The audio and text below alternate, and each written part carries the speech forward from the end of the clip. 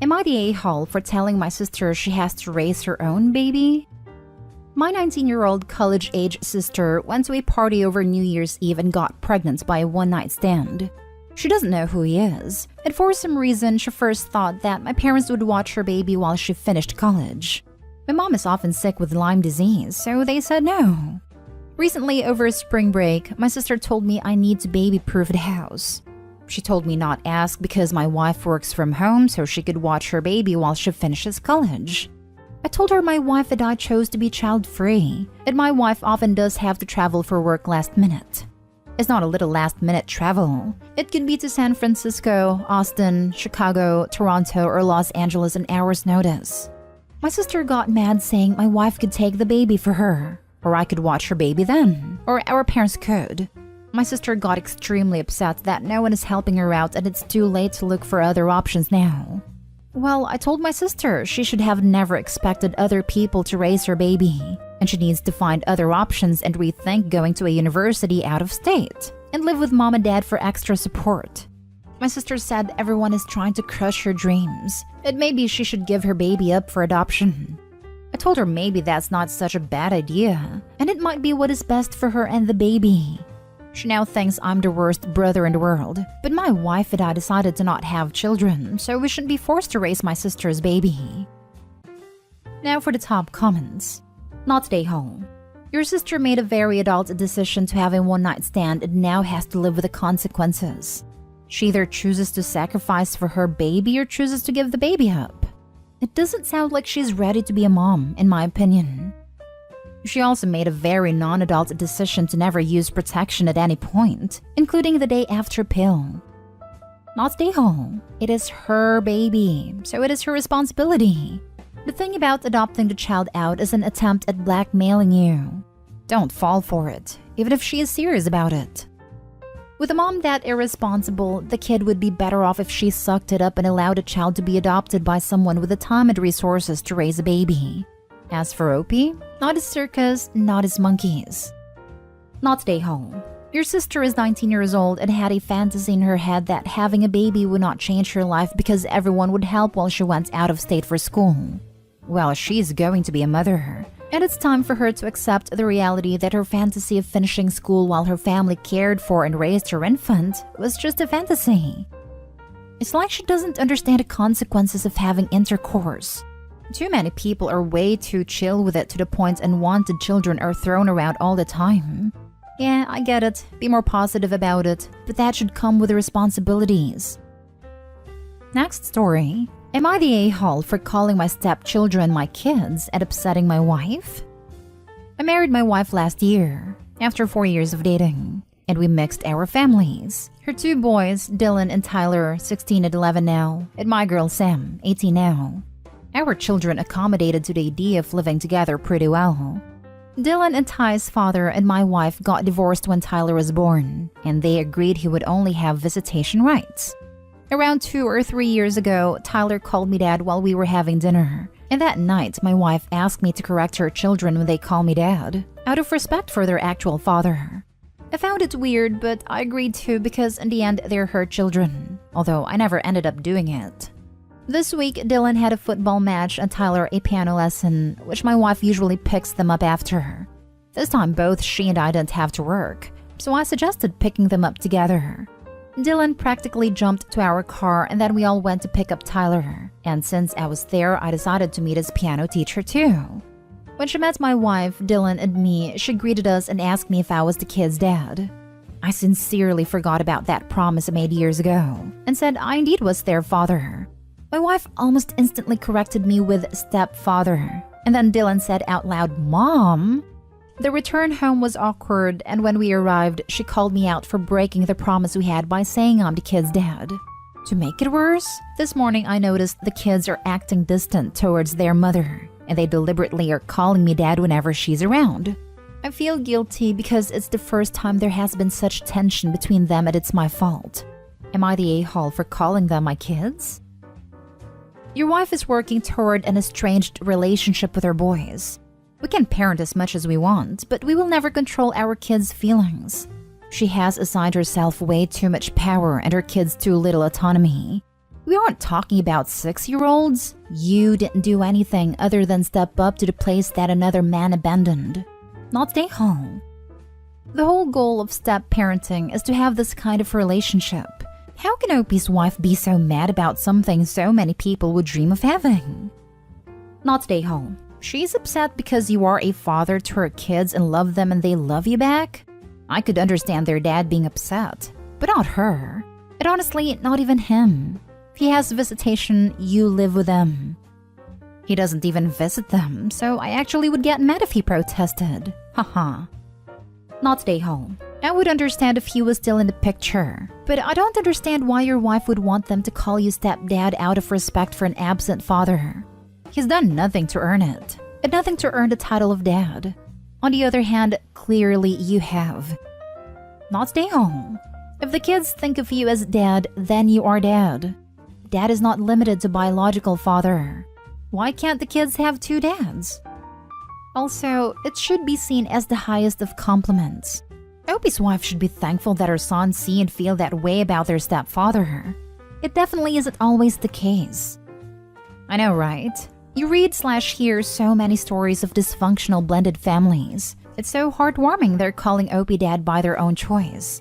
A weird reaction by the mom. Perhaps unresolved emotions around a boy's bio dad abandoning them? This is one case that counseling might make a positive difference. The whole family or just Opie and his wife. Suggesting it for only his wife probably wouldn't go over well. Lol. Good luck, Opie. Next story is titled, Am I the a-hole for threatening my sister-in-law to kick her out over an argument? Little backstory before going to the main thing. I, 27 male, have a brother, 31 male, who has a wife, 29, and son, 7. Our parents were divorced, so after their passing, I inherited everything from my mother and also half from father, but my brother also inherited the remaining half from my father. Shortly after inheriting my mother's house, I was quickly approached by one guy who wanted to buy the house. He already made an offer to my mother, but she didn't want to sell because she was living there and didn't want to leave. It's a 4-story house. That is a huge AF. Still had some rooms unfinished, and I didn't really want to live there. So I cashed out and bought a studio apartment in the city where I was working. My brother was renting a place in the very same city. Forward to the recent times, my brother is an engineer and had a solid job, until the beginning of 2020 where he got fired. Since then, he still hasn't found a job in his field. He started eating through his savings and asked me if I wanted to buy his half of the house/property.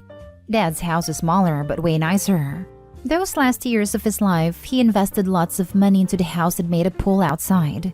I wanted to buy it off from him even before he offered it and planned to pay more than what he asked me. So I obviously accepted since it was a great deal and I somewhat helped him. Summer 2021. I guess my brother was running low on cash because he said that he can't afford the rent anymore. So he asked me if he could move in Dad's house. I wasn't using it that much, so I let him move in. 2022. I've been staying at Dad's house for the past month or so because I have some people working on demolishing some old buildings on the property. I get up early every day so I can be with the workers. I noticed that my nephew never has a breakfast before going to school, and also his parents never pack him anything. I asked him if he eats anything at school, and he said that he eats an empty croissant that he gets from the shop. Felt bad, so I started making him a breakfast and packing him a sandwich for school, along with some snacks and a drink. I've been doing it for the past 2 weeks. Yesterday, his mother saw him eating what I packed for him, and she said, "This explains why nephew wasn't hungry after school," and left the kitchen after giving me this weird look. After nephew left, she came back and lashed out at me, saying that he'll get fat, that I shouldn't give him junk food, that I made her bad in her son's eyes, and that I don't have her permission to do it. I told her that she's neglecting him, and that I will only stop it once she starts doing it. She then screamed at me, called me names, and told me to go back to my crap hole in my city. At this point, I was fuming, so I threatened her that I will kick them all out if she doesn't get her act together. Neighbor asked what was all this screaming about, and after I told him, he said that I'm not a parent and that I should stay out of it. Not stay home. You certainly should not stay out of it. I would speak to brother about it. A child should have 3 meals a day at least. Sister-in-law has probably only noticed because he is not starving by the evening meal. Speak to brother. If they don't change, call CPS. CPS will visit and educate them. If they still refuse, they will act in the best interest of the child. Opie mentions in later comments that the child is only in school until noon. So the croissant is just for breakfast and he and his brother were raised the same way, and that it is normal in their culture. Granted, one croissant isn't enough for the kid and he needs to eat lunch before mom is home at 2. But it's not like America where the school has a lunchtime. I never said that it was normal. Pretty sure I was the only one in class eating an empty bun. English is not my first language. I don't know the word for it, but it was something similar to a hot dog bun/croissant. I don't think that we were poor back then. Everyone was working, and at the time both grandparents were alive and working as well. So I guess my parents were cheap and didn't care. That must be where your brother gets the idea that this is okay. But you didn't overstep. You fed their child, and from the way it's worded, I don't think you even complained to them about the cost/time of it. They should have been thankful. Why is she neglecting her child? Does sister-in-law have a job? Do they pay rent? You have every right to kick them out, but I'm wondering who will hurt most. Sounds like your nephew will be worse off. Not stay hold, but think about your next move carefully. She does. They don't pay rent, only bills. They're living rent-free in your house? What does your brother do all day? Because it's clearly not making his son breakfast for dinner. I wanted to write it, but I was over the character limit. My brother works in construction now as a laborer for his friend. He gets up around 5 a.m. But once he is back, he eats, takes a shower, and goes straight to bed. Last story is titled, Am I the a-hole for telling my sister that her husband should be ashamed of himself? My sister's husband is always the one to always lecture everyone around him about manners and proper behavior, but he never does those things himself. He is very pretentious, and while my sister knows it, she enables him. Our mother, who's a 62-year-old woman, is working 12-hour shifts every day and comes home tired every afternoon. She works 5 in the morning till 5 in the afternoon and only has 1 day off. My sister gave birth to her baby 2 months ago and she is on maternity leave right now.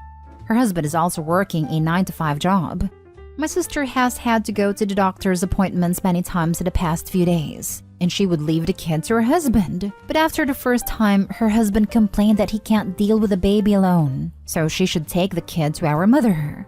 That happened for 4 times straight, and my mother has expressed to my sister how tired she is and that she also needs a break.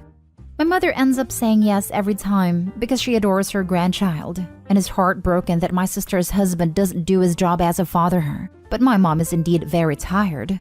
My sister completely ignores our mom's exhaustion and keeps bringing the baby instead of dealing with her husband. The last time this happened was 2 days ago.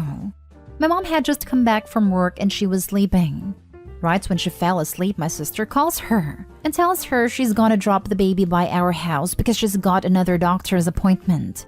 My mom started sobbing and saying how nobody thinks about her and her own exhaustion. I told my mom it's fine and that I'll care for the baby and she can sleep. For anyone wondering, I'm working a part-time job as a college student while I'm also studying for college, so it's not like I have plenty of free time to help out more. I decided to sacrifice my own time that day because I felt bad for my mom. Then my sister called me and thanked me, but I told her that I appreciate her being thankful, but at the same time this can't keep happening. I asked her why her husband couldn't keep the kid, and she said that he was tired from work and wanted to sleep, so he told her to take the baby to our mom. I told my sister that her husband should be ashamed of himself, and that he has a lot of nerve to pull the tired card when he is the parent, and doesn't respect the fact that our mom, who's a 62-year-old woman, is working 12 hours and can't even get half an hour of sleep because he refuses to be a parent. My sister got really mad at me and told me to never speak of her husband like that again. Am I the a-hole? Now for the top comments. Not an a-hole. Your sister is an a-hole and her husband is a mega worthless a-hole. You're not. Like, cry me a river that you're tired, dude. Tough luck. Your kid comes first. The fact that your sister has no problem with that is a big issue. All parents are tired. You can't just not be a parent anymore because you're tired. Get the heck over it. Rant over. This The sister has two options: leave the baby with her husband or take the baby to her appointments. For 8 years, my husband was gone for 12-hour days, but I had to take my kids with me to all my appointments. I think I asked my mom 3 times for help during those 8 years. She came once when I had to go to the urgent care. The other 2 times she said she couldn't, so I had to take them with me. I took a newborn with me to therapy. I took 3 kids with me to get steroid shots in the butt. I just didn't have a choice. So the sister can do one of those things, but she can't keep burdening her mom. Not stay home. Her husband is a jackass and somebody should talk to him that way. His mother apparently didn't raise him right.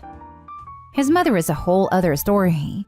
She wore black to their wedding because she was mourning that she was losing her son to my sister. She also expects my sister to be a full-time housewife but still maintain her job. Her son is her baby. How about he has his mom take care of the baby? See, he doesn't want to exhaust her. Yes, I know. Not stay home. Your sister got mad because she knows you're right. She's likely in denial that she just had a baby with someone who is showing little to no interest in actually parenting. And realizing that other people are noticing this as well makes it harder to maintain that denial.